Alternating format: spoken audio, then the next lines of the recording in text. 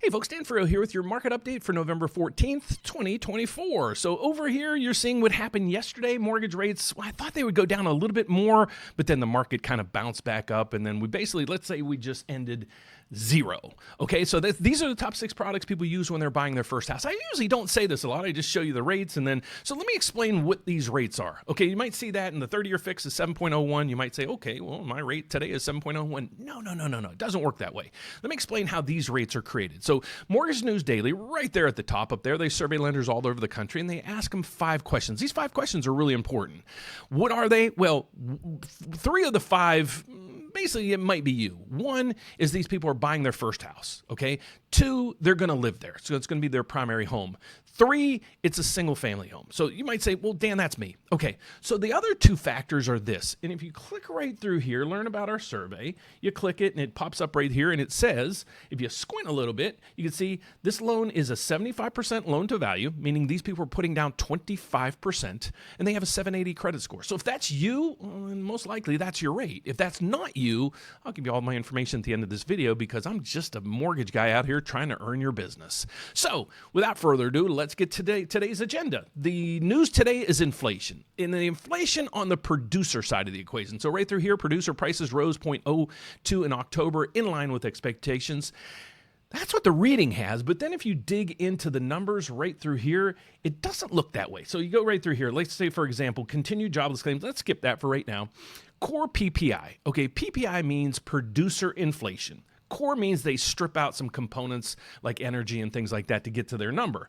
And they do it every time. So it's a nominal number. You go over here, the last reading was 0.2. It was supposed to come in at 0.3. It came in at 0.3. Okay. Now the PPI month over month was 0.1.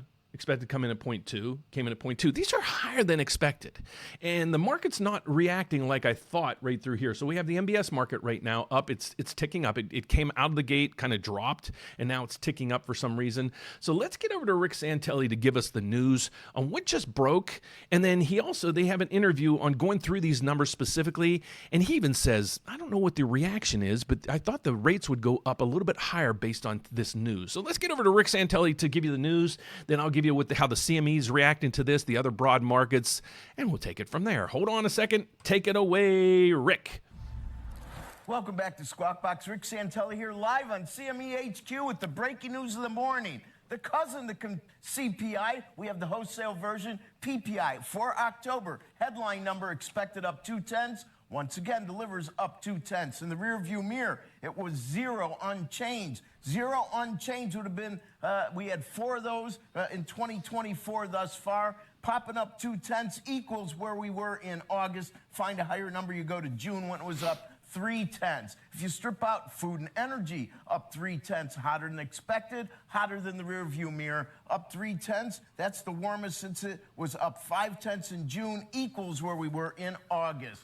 Now, if we strip out food, energy, and trade, also hotter than expected, up 0.3, and the rearview mirror up 0.1, hottest since July when it was up 0.4. Now, let's take a step back.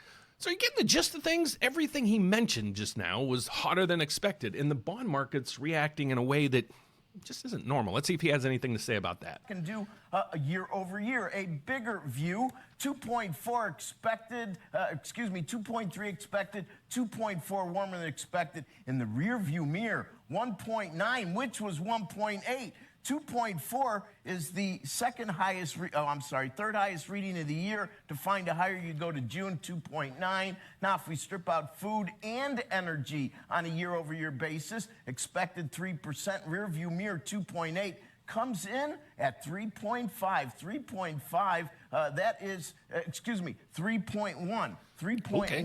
And that is hotter than expected. Strip out food, energy, and trade, that's 3.5. 3.5 is the warmest, going all the way back to March of last year. Now, these numbers are definitely warmer. If you look at initial claims, 217,000, that is 4,000 less than 221, which was last week, unrevised. 217 would be the lightest going back to May of 24. And finally, on continuing claims, they remain above 1.8 million, coming in darn close to expectations, 1,873,000. So let's take a quick glimpse at these numbers. So jobless claims, 221 previously, expected to go to 223. It came in at 217. That's good. That means less people lost their jobs.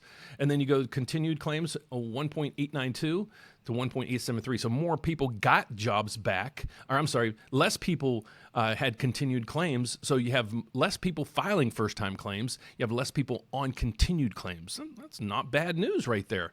So let's see what else Rick has to say. Following a slightly revised 1,884,000. We see that yields have picked up a bit. I'm a little surprised, actually, that they haven't picked up more, considering, let's see, 1, 2, 3, 4, 5. Pretty much every single number is hotter than the rear view mirror, and every single number outside of the headline up 0.2 is higher than expected. We've seen two-year note yields move from 4.26 to 4.29, basically unchanged-ish. And we see 10-year note yields went from 4.43 to 4.45. 4.45 is also unchanged-ish. We're hovering very near the lowest closing yield since the first couple of days in July in a 10-year. And maybe the biggest story of late, outside of the big run in equities post-election, is the re-steepening of the yield curve and how the market seems to keep short rates like two-year notes more in line with Fed expectations, which was evident yesterday in CPI, versus the long end, which seems to be paying attention to a variety of other issues. Becky, back to you. Okay, Rick.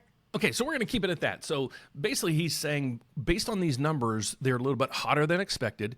The expectations for the markets were rates would go up because of this. Because if you have higher inflation, higher prices, then the Federal Reserve will have a tendency to do what they did in the past, continue to keep rates higher for longer. So that's what's kind of the odd thing out right now is why bond yields continue to move in the right direction. So right now we have the MBS market up 10 ticks. It was down about 10 ticks earlier, so that's a pretty substantial move on that direction. Let's get over to the CME FedWatch tool to see what the Federal Reserve is going to do at the next meeting, because this is actually really important. So in 34 days, the Federal Reserve's meeting again. What the expectations are that they're going to do? Well, there is an 80% chance right now that they're going to cut rates once again. So let's get to the probability charts. Right now, the federal funds rate is right in this column here. It's 4.5 to 4.75. So they're saying about a 25% chance it might stay there. So now this was actually about 10% or 9% yesterday. So there is a concern now that the Federal Reserve won't cut at the December meeting, but between December and January, they're most likely going to cut once again. But as you guys know, just because the Federal Reserve cuts rates, that doesn't mean mortgage rates are going to go down. So you have to focus on a daily channel what's going on with there. Let's get over to the equity markets and see how they're doing. It's kind of just spotty up there. We have the Dow Jones up 29, S&P, let's say 0, NASDAQ. When's the NASDAQ up 1 or 2 or 3? It's up 6, which is basically nothing right now. Oil's ticking up a little bit. We're still under $70 a barrel, and that's good for inflation. Why? Because oil is part of, every product you buy or the transportation of that product. Most of them use oil or gasoline or diesel. So if you have oil prices stabilized and down, you're going to see that helps the inflation numbers. And then the VIX, or the U.S. Treasury, 10-year Treasury right now is down 2 ticks from where Rick Santelli told us the news. So that's what's going on right there. Let's check on cryptocurrencies. It is at 89,000 right now. It was at 93 yesterday, so it's popping right around the 90,000 figure. And then what else is across through here? Bonds, and we're seeing bonds come down almost across the board through here, except for Japan. They ticked up just a little bit. So that's our report for today, or this morning. My name is Dan Frio. At the beginning of the video, I said, if those rates or those criteria for those rates don't match, what you're looking for, reach out to me. I'd love to help you. So who am I? Well, my name is Dan Frio. I'm a loan officer, just a simple loan officer here out trying to win your business, okay? I'm licensed in all 50 states as well as Puerto Rico, and we're also one of the country's largest mortgage brokers. How does that help you? Well, it means we're set up with about 50 different lenders. So think of this.